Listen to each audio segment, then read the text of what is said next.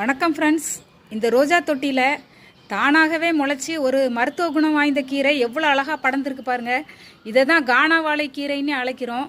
நம்ம செடிகளுக்கு உரம் போடும்போது அந்த உரத்துலேருந்து விதைகள் இருந்து தானாகவே நம்ம வீட்டுக்கு அலையா விருந்தாளியாக வந்து முளைச்சிரும். ரொம்ப மருத்துவ குணம் வாய்ந்தது. இதை கன்றுக்குட்டி புல்லுன்னே சொல்லுவாங்க. காரணம் என்னென்னா, கன்றுக்குட்டிகள்லாம் இந்த புல்லை விரும்பி சாப்பிடுமா. இதை நம்ம சமையல் பண்ணி சாப்பிட்றதுனால நம்மளுக்கு ஹீமோகுளோபின் உற்பத்தி அதிகமாகும். அதுக்கப்புறமா நம்ம தோலில் ஏதாவது சொறி சிறங்கு மாதிரி இருந்ததுன்னா அது கூட நம்மளுக்கு சரியாயிரும். பெண்கள் சம்மந்தப்பட்ட பிரச்சனைகள் எதுவானாலும் இந்த கீரையை நம்ம சமைச்சு சாப்பிட்றதால அது எல்லாம் கிளியர் ஆயிரும்.